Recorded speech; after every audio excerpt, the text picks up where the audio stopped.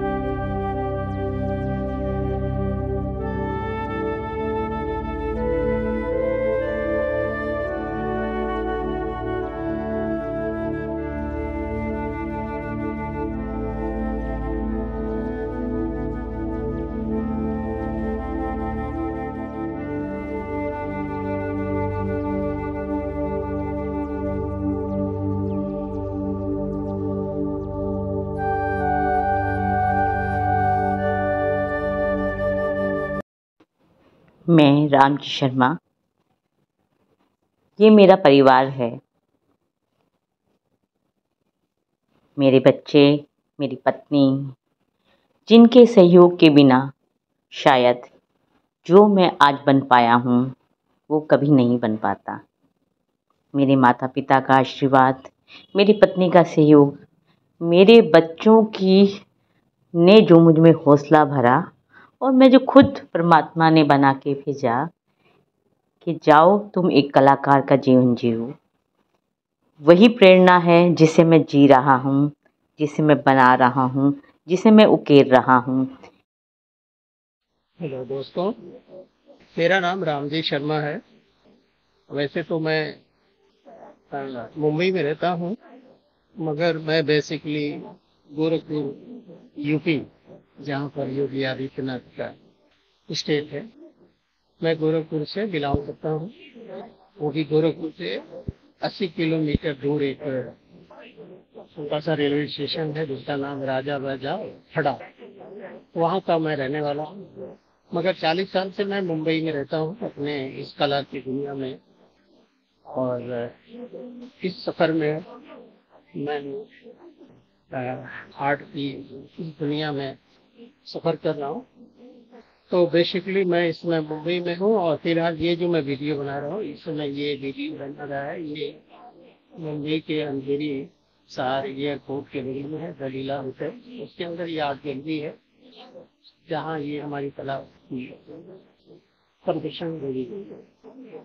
तो फिलहाल मैं आपको ये बताना चाहता हूँ कि सबसे पहले तो हमारे जो गुरु रहे हैं वो रहे हैं मिस्टर राम कुमार शर्मा जी, जो मुंबई में हमारे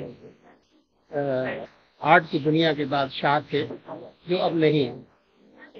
उनकी प्रेरणा में मैं पला बढ़ा हूँ और उनसे प्रेरणा लेकर मैं आज आर्ट की दुनिया में अपना सफर तय कर रहा हूँ। तीसरी बात, आर्ट की एक दुनिया है जो हर आदमी को प्रभावित करता है, जिसमें मैं भी प्रभावित हुआ हूँ। मेरा पहला आर्ट का जो को इंसिडेंट रहा, ये बात है कुछ 65-63 के लगभग।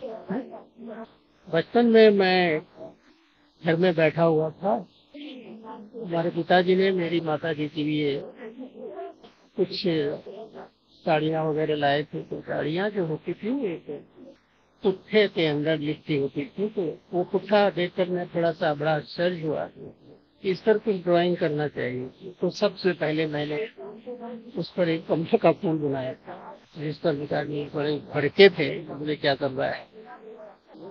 तो ये हमारी कला की पहली शुरुआत थी। दूसरी बात, चौथी बात ये थी, तारीफ जो एक चीज है आर्टिस्ट के लिए सबसे बड़ी बात होती है, आर्टिस्ट को तारीफ मिलनी चाहिए। वो हमेशा तारीफ पर भूखा रहता है। तारीफ झूठी नहीं होनी चाहिए, तारीफ सच्ची हो और आपके काम से रिलेटेड हो तो बड़ा अच्छा लगता है। तो मेरा भी वही है, कोई मेरे नाम से तारीफ न करे, बस मेरे काम से तारीफ है। राम जी का मैंने काम देखा, मुझे बहुत अच्छा लगा।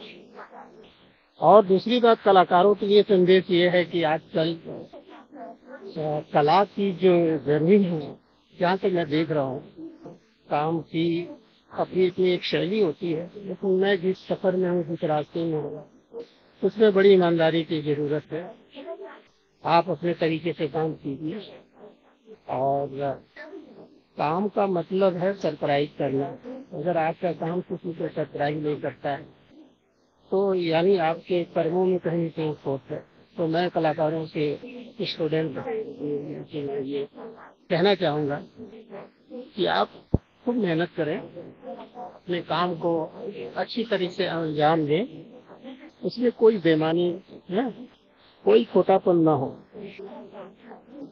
तो काम के प्रति आप समर्पित रहें। ऐसे नहीं कि बस कलर फेंक दिया, कलर गिरा दिया।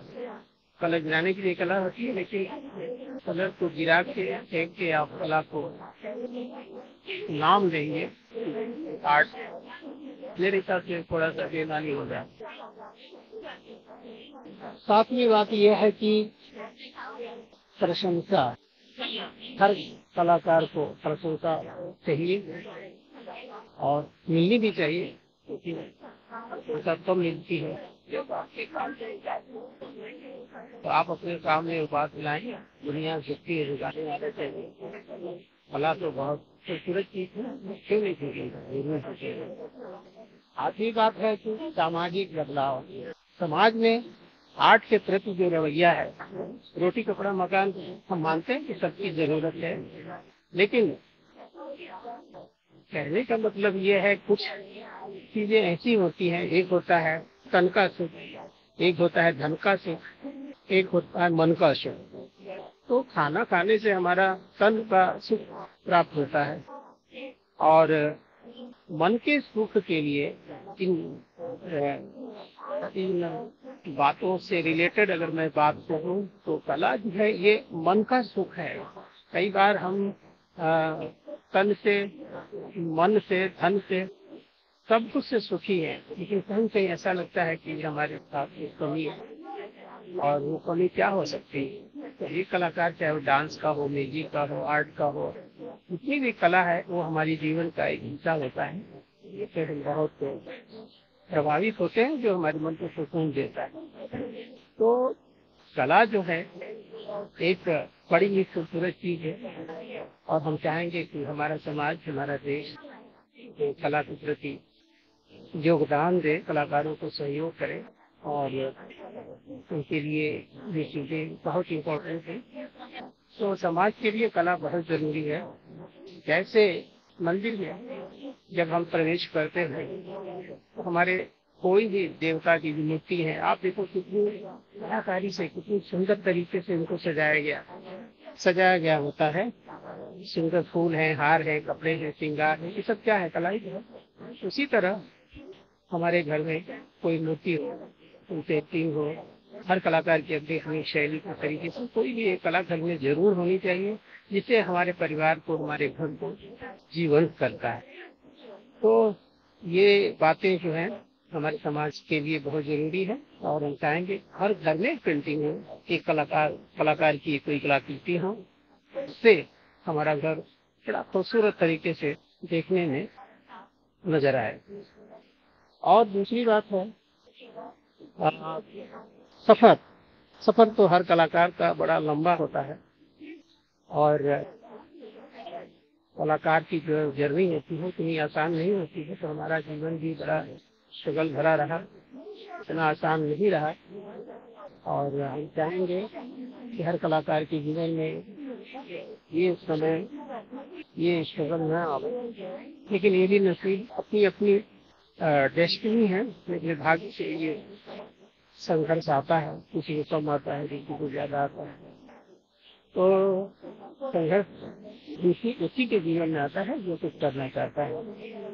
तो संघर्ष से डरना नहीं चाहिए। हमारे जीवन में ही बहुत बड़ा संघर्ष है, और ये इतना लंबा सफर को जैसे नहीं गया, तो इस सफर के पीछे बहुत तकलीफें हैं, एक छोटी सी बुद्धि में मैं बता नहीं सकता। लेकिन संघर्ष है तो सफलता भी। तो ये सारी बातें रही, और बहुत सी और बातें हैं जो छोटी सी बुद्धि में बता नहीं सकता।